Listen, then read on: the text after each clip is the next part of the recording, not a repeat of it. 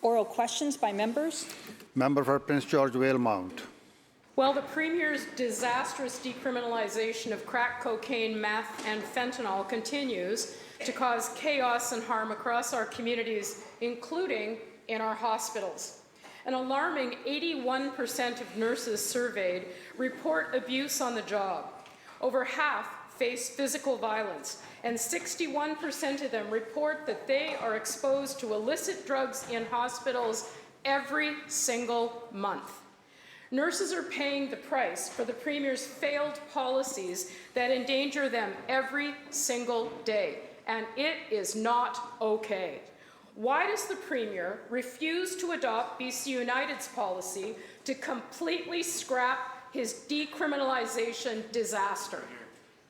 Minister of Health. Well, thank you very much, Honourable Speaker. And what all members of this House share is a commitment and support for nurses. That's why, and we heard nurses last week. I know the member met with them. I know she knows that I met with them, talking about the importance of nurse ratios, that nurse ratios save lives. British Columbia is leading the world in the development of nurse ratios, and we're doing it working with nurses.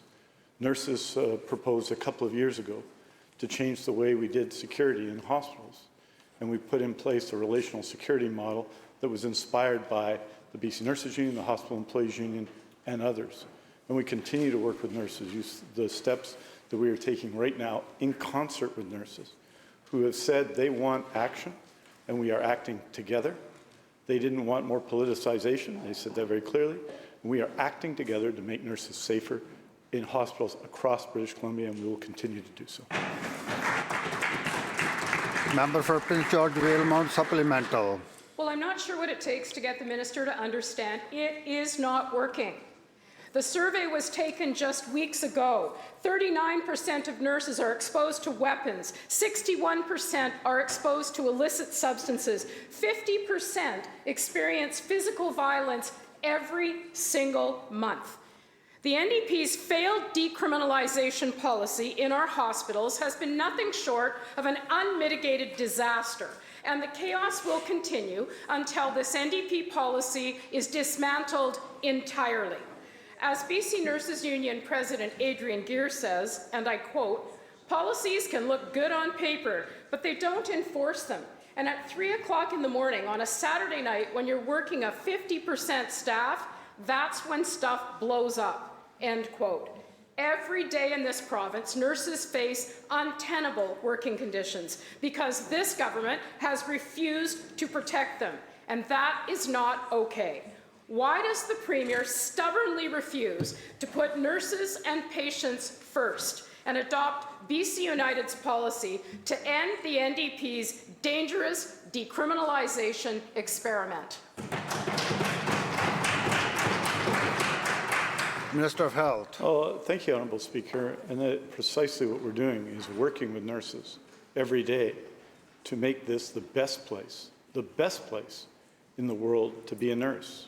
That involves the hard work of making change to add nurses to our public health care system because understaffing impacts it, as everybody knows. And last year, we added more than 6,000 nurses to the BC healthcare system. It means taking steps to make hospitals safer, as the Premier announced now 2 weeks ago, to ensure that we are keeping our nurses and patients safe, all of them, in our public hospitals across BC. It means taking action to improve working conditions of nurses and working with nurses to do it. And so what I would say to the honourable member is what we've done, and this is unprecedented, is worked side by side with nurses to make things better for nurses in British Columbia, not to see them, as happened too often in the past, as adversaries across the bargaining table, but working together to resolve real issues and make this the best place in the world to be a nurse.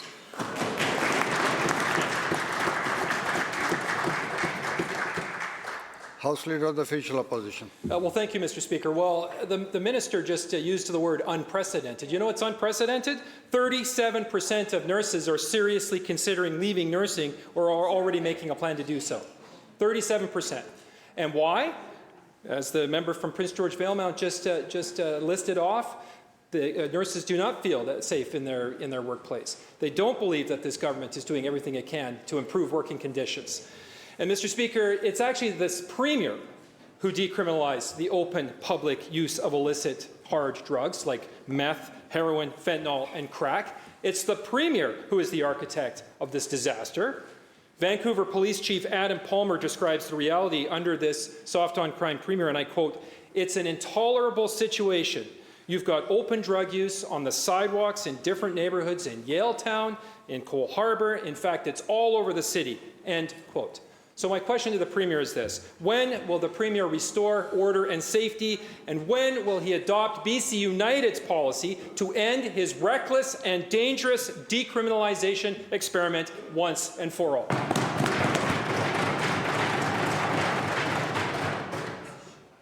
Minister of Public Safety and Solicitor General.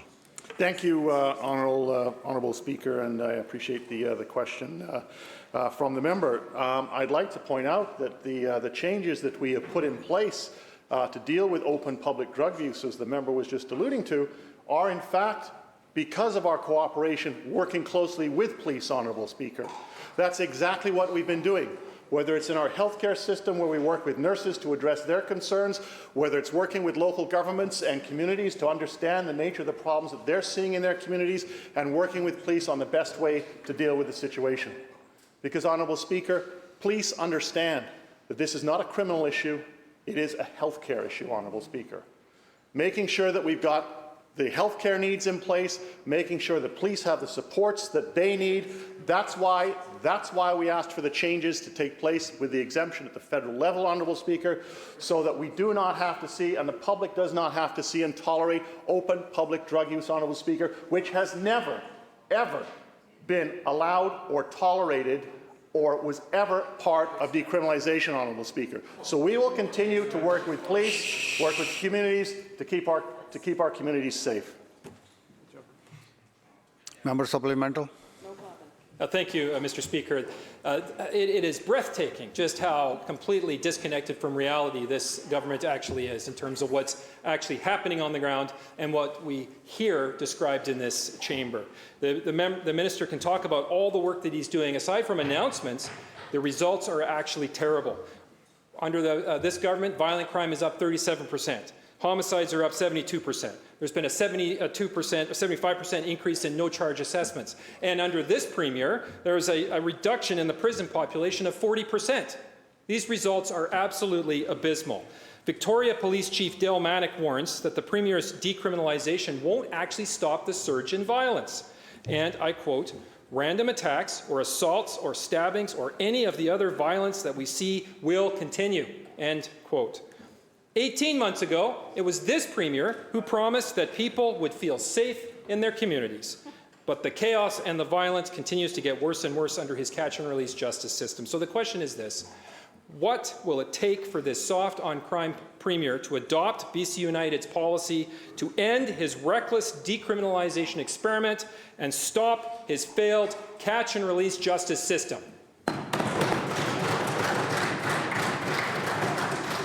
Minister of Public Safety. Thank you, Honourable Speaker. And again, I appreciate the question from the member. And I'd like to point out a couple of things to the member on what he's talking about. Yes, Chief Dale Manick said it's not a silver bullet for stopping violence. It is the right approach in terms of decriminalization. He agreed with the changes that the government has been making, as have police, saying this is the right approach to take because it is a health issue, not a criminal matter. On the issues of violence, Honourable Speaker, that's why we've put in place the Revoy program, which, when they sat on this side of the House, Honourable Speaker, they had that program. They cancelled it, Honourable Speaker. They cancelled it. When it comes to decriminalization, Honourable Speaker, again, we've had the words from Chief Manick saying that it is the right approach. I quoted members from the opposition. They don't like to hear the quotes quoted back about how they support with all their heart. Well, perhaps they'd like to listen to someone who ran for them, Honourable Speaker, and their comments on the changes that we made last Friday.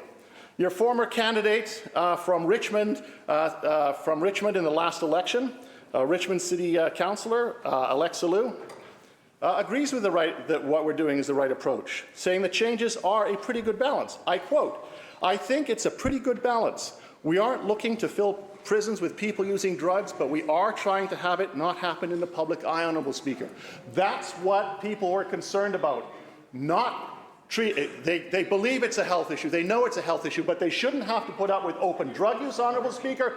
That's what the communities wanted. That's what the police wanted, the tools to deal with it. That's what we've put in place, Honourable Speaker, and we will continue to do that by working with communities, the police, and health experts.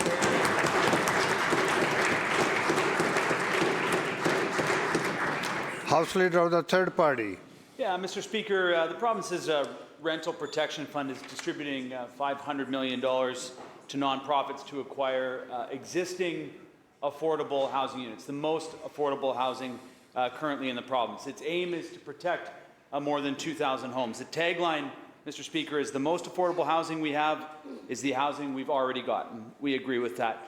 For every new affordable rental unit in BC, 4 are lost to investors, demolition, or rent increases. For many, the loss of affordable units is a pipeline to homelessness, Mr. Speaker, something that we've been talking about in question period through other topics. But homelessness is one of the key issues that we've been dealing with here in question period. By 2030, an estimated 4,700 people in Vancouver alone will be unhoused due to the loss of low-income units. If the Rental Protection Fund is such a good model, why stop at $500 million? Why not add the $500 million that we're going to spend on FIFA, Mr. Speaker, to add another 2,000 units of affordable housing to protect those? My question is to the Premier, what's the bigger priority for this government, creating a playground for the super rich or keeping people housed? Government House Leader. Thank you, Honourable Speaker, and it's great to be hearing questions about housing and the importance of housing. We certainly have acknowledged on this side of the House that we're 2 decades behind when it comes to having the affordable housing that we need in our communities. There was far too long governments that felt that we'll just stay out of the way, that somehow this will just solve itself, that somehow that the housing will come to people that need it at the price rates that they need it. Honourable Speaker, what we know now, and what the entire country and across North America is being discussed, is that we need governments to be taking action. The member has talked rightfully about the Rental Protection Fund, a policy that is groundbreaking across the country. And the member said, well, if it was so popular, why didn't we move more dollars to it? I can share with the member that the federal government actually is putting $1.5 billion towards the same model across the country. Honourable Speaker, it's a reflection, I think, that the housing policies that we're putting in British Columbia are now being adopted across the country. It's a reflection that we're taking this issue very seriously. And, Honourable Speaker, I can go through all of the measures, but I won't in the interest of time. But I just will say to the member, every single day we're making new investments and new projects in communities throughout the province, whether it's Indigenous housing, whether it's our Community Housing Fund, whether it's a Rental Protection Fund, Honourable Speaker. We know that we're behind as a province after 2 decades, and we know there's a lot of work to do, but we are going full speed ahead here in BC.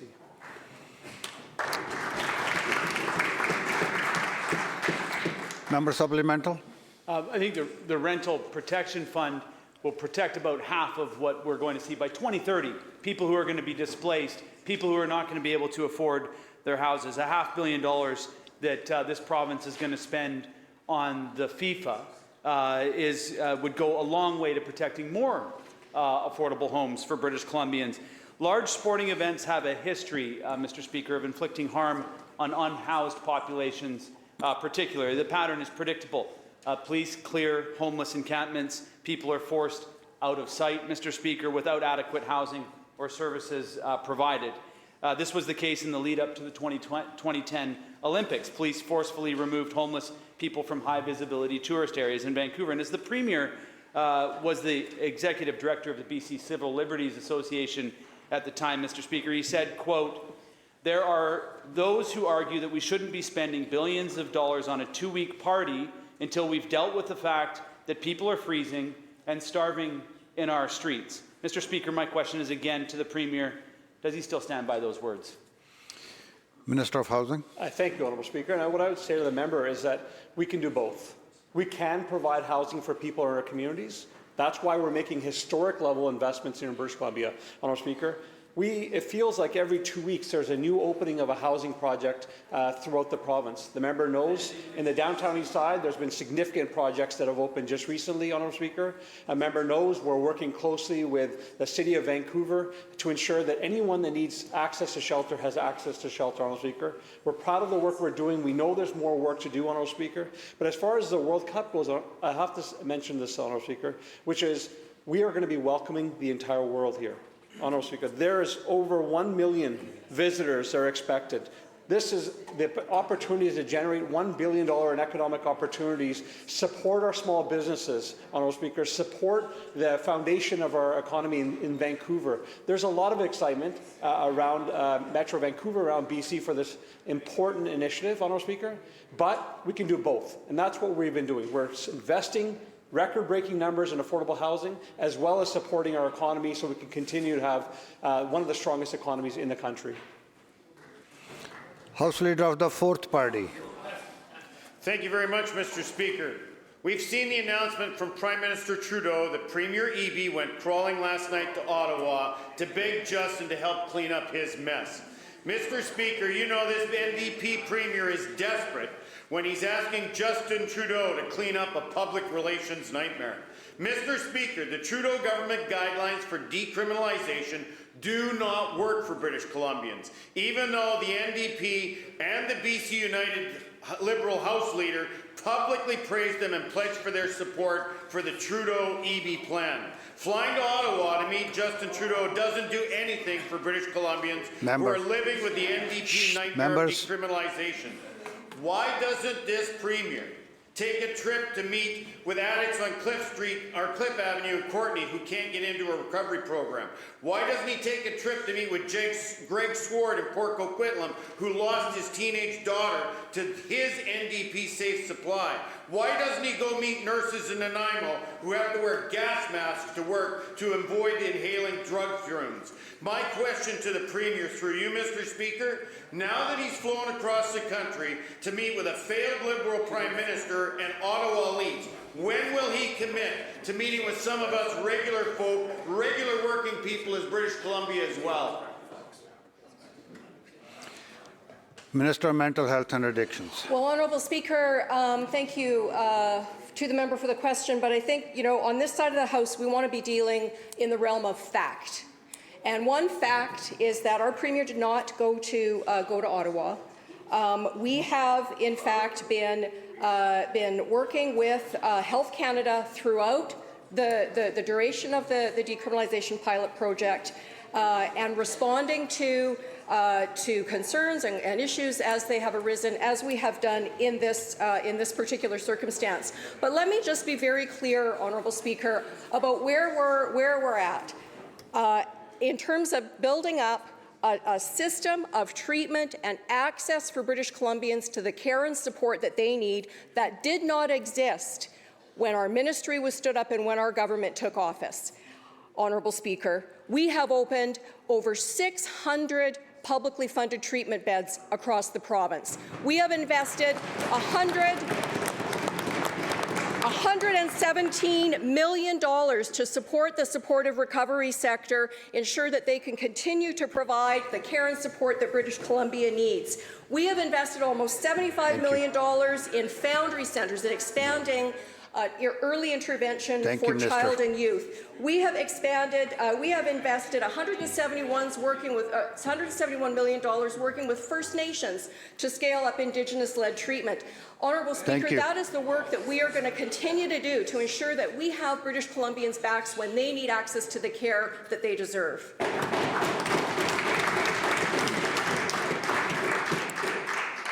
Member, before member asks a supplemental, I just want to remind members and all members not to use names or surnames in questions. Thank you, Mr. Speaker. Mr. Speaker, this NDP Premier has created crisis after crisis after crisis in British Columbia. The facts are, the reality is, he has no idea how to roll back his radical policies, and now he's begging the Prime Minister for help. Can this House take a moment to recognize how bizarre it is that in a matter of weeks, this NDP Premier has gone from supporting a dedicated room in hospitals for smoking and injecting drugs to now begging the Prime Minister to undo the decriminalization legislation that he asked for? Mr. Speaker, first, this NDP government had a cabinet minister quit because of this Premier's anti-Jewish racism in the Premier's office. Then he had a massive NMP corruption scandal, and now he's rolling back his signature policy, decriminalizing crack, meth, and fentanyl. Mr. Speaker, my question to the NDP Premier through you, Mr. Speaker, when will this Premier admit that decriminalization is an abject failure and redirect all of the funding going into decriminalization, destigmatization, and so-called NDP safe supply into recovery and treatment so that people can actually get the help they need and desperately are crying for, Mr. Speaker? Mr. Premier. Thank you, Honourable Speaker.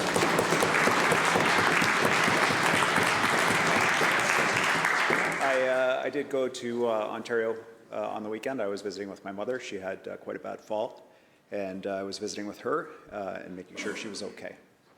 And that's not the only fact that the member has gotten wrong in his monologues, but he's not interested in facts. He is bringing to this legislature culture war politics from the United States that has riven that country, that has driven people apart, that has brought violence, that has brought instability and economic harm, and has torn at the fabric of that country. And he wants to bring that to our legislature. You can hear it in his questions. He and his leader go out to anti-vax groups, people who refuse to get vaccinated during the pandemic, and say, we're going to use tax dollars to compensate you. We're going to give you money. He goes out to groups that want to bang on the windows of our schools and scare kids and teachers and spread lies about what's happening in our school system. Spread lies about... Member. I will table... Member will come to order. Honourable Speaker, the member says, name one school. I'll table a list of at least 10 schools, Honourable Speaker, in this House, and the member can peruse it at his leisure. These are not made-up problems, Honourable Speaker. These are real problems in our province that the member and his leader are working actively to make worse. We cannot afford what he is trying to do to our province. We do not want it. We reject it. We don't want him. We don't want his leader and their nonsense in British Columbia.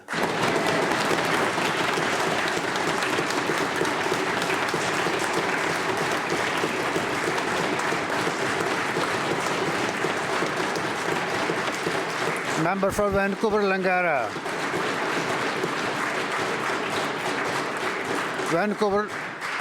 Vancouver-Langara.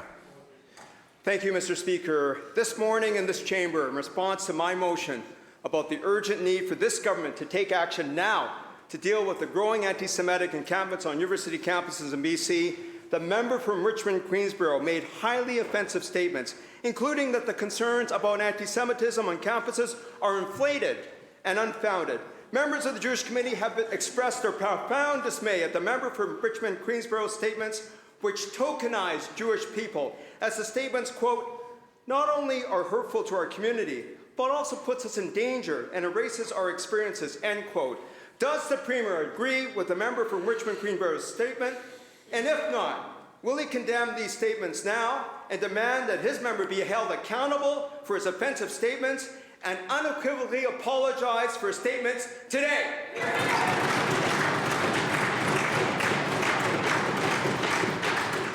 Premier. Thank you, Honourable Speaker. It was an incredibly stressful time for a number of communities in our province. It's Yom HaShoah.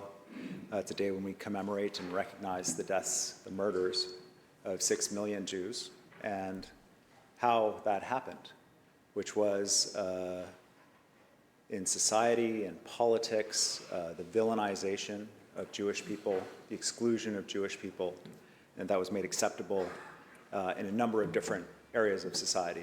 And we just stood together in the hall, and I'm proud to say every political party speaking together with one voice, that we will stand with the Jewish people in British Columbia and around the world in this time of rising anti-Semitism. Every single member of my caucus understands the critical importance of that for the Jewish community right now in British Columbia. They are scared, that they are worried, and that's why we committed additional money for security. That's why we ensured that Crown Council have guidelines in place to ensure that hate crimes are dealt with. That's why we ensured mandatory Holocaust education in our province. We're going to continue to do that work. We're going to continue to do that work and stand with the Jewish community. On today of all days, I want to make sure that they have our assurance that we will continue to do that work, Honourable Speaker. Member for Peace River South. So this weekend, Adrian Mack, a notorious criminal for assault, firearm possession, and repeated bail breaches, was once again set free in Dawson Creek. And shockingly, despite his violent history, Mack was released without his required ankle monitor. And why? Simply because nobody was available on a Saturday to put it on him, so he was released anyway. So now the dangerous offender is free to roam our streets, unchecked, until maybe sometime next week, I'm told, again, putting our community at immediate risk. When will this soft-on-crime premier start prioritizing the safety of the people in my communities like Dawson Creek over the freedoms of a violent repeat offender like Adrian Mack?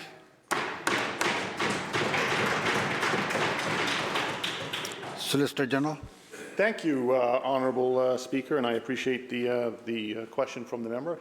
That's why we have in place the Safer Communities Action Plan, Honourable Speaker, which has put in place a number of programs to allow to ensure that dangerous and repeat violent offenders are in fact monitored, are in fact kept away from communities where they can cause harm. As I said earlier, Honourable Speaker, that program has been in place, and we are now starting to see some really positive results from communities right across the province where this has been in place.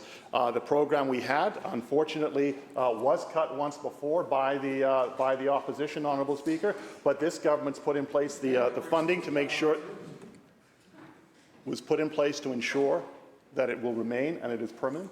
Along with that, giving police the site funding to do special and targeted investigations, Honourable Speaker, to be able to deal with those kinds of individuals that the member is talking about, to ensure that they are not only kept off the street, but when they go to court, they are charged with a case that will ensure a full conviction. Surrey South. Thank you, Speaker. 18 months ago, the Premier promised safer communities. He said, and I quote, "The big indicator is when British Columbians feel safer in their communities," end quote. Today, from Dawson Creek to White Rock to downtowns across the province, that promise has been shattered. Nobody feels safe amid the daily chaos of violence, crime, and stabbings. So my question through you to the Premier, Mr. Speaker, is when will he stop enabling prolific offenders and start putting the rights of people to be safe ahead of a violent criminal's right to reoffend? Solicitor General. Thank you, Honourable Speaker, and I appreciate the question from the member. Right from day one, this government has been concerned about public safety in our province and in our communities. That's why we've taken action right from day one becoming government. And I've mentioned this in the House before, and I will continue to mention some of the initiatives that we have put in place. The largest investment in RCMP members in the history of this province, indeed of any jurisdiction in the country, Honourable Speaker. Filling the vacancies that occur in small and rural communities and in specialised teams around the province, Honourable Speaker. We're already halfway through a 3-year program, and those members are being put in place, Honourable Speaker. We put in place the first witness security program in the province, Honourable Speaker, something that they could have done in the 16 years that they were on this side of the House, but they failed to do that, Honourable Speaker. We took action and did it. It's resulted in more than 130 different cases and more than 61 individuals who otherwise would not have been sent to jail, being behind bars for a very long time, Honourable Speaker. Gang members guilty of some of the most heinous crimes, Honourable Speaker, because part of the work that we're doing that they could have done but didn't. Our gang prevention program, Honourable Speaker, our gang exiting program that this side of the House put in place, again, that they could have done but failed to, is now a model that other jurisdictions are emulating, Honourable Speaker. We've just heard how Australia wants to know how our gang exit program is in place because they're looking to put something like that in place in Australia, Honourable Speaker. We will continue to ensure that we've got site funding, that police are extremely... Site funding, Honourable Speaker, that's allowing for specialized and targeted investigations, Honourable Speaker. I know they don't like to hear this, Honourable Speaker, because they just don't get it. Thank you, member. Honourable Speaker, we will continue to prioritize public safety. We will continue to prioritize communities because it's the right thing to do, and this side of the House stands by that. Member for Kamloops North Thompson. Well, thank you, Mr. Speaker. Apparently, if you stand like this, it makes things much more effective in this chamber.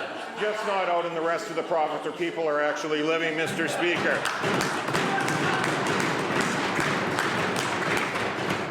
All day, in question period today, we've heard about nurses that are under siege in hospitals. We've heard about patients feeling unsafe in hospitals under this Premier's decriminalization plan that are failing miserably.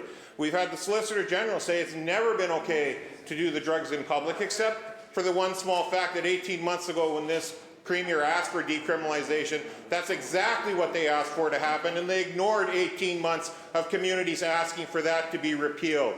Now, we're 2 weeks down the road, and they still haven't even sent the information to Ottawa that they need so Ottawa can make a decision. And we have the Solicitor General repeatedly standing up, making it sound like all these programs are doing wonders out on the street right now. The reality is, people in their communities do not feel safe, be it on decrim, be it on the crime going on in their communities, on their streets, and in their stores. Under this Premier's watch, crime has gotten worse under his catch-and-release policies. When will this Premier step up, confront all the crises he's made on our streets in British Columbia, follow BC United policy, end decriminalization, and end his soft on crime policies today?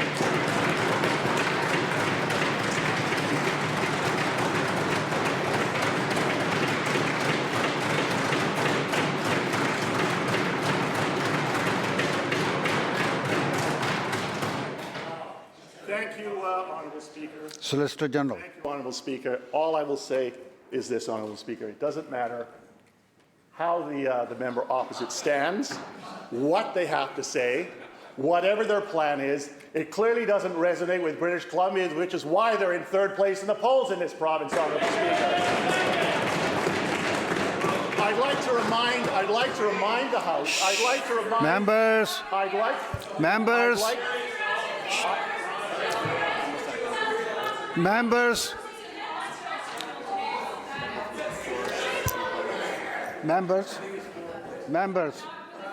Members all side.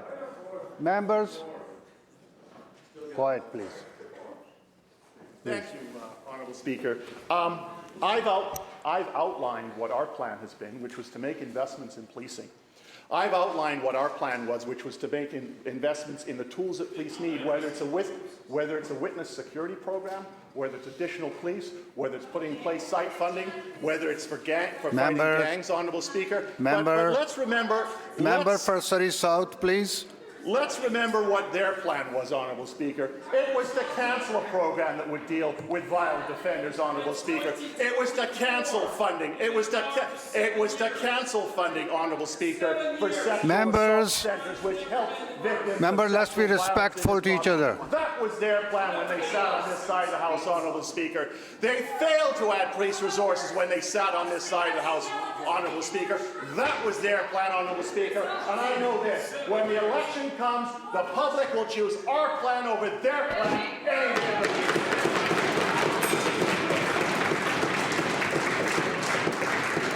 The bell ends the question period.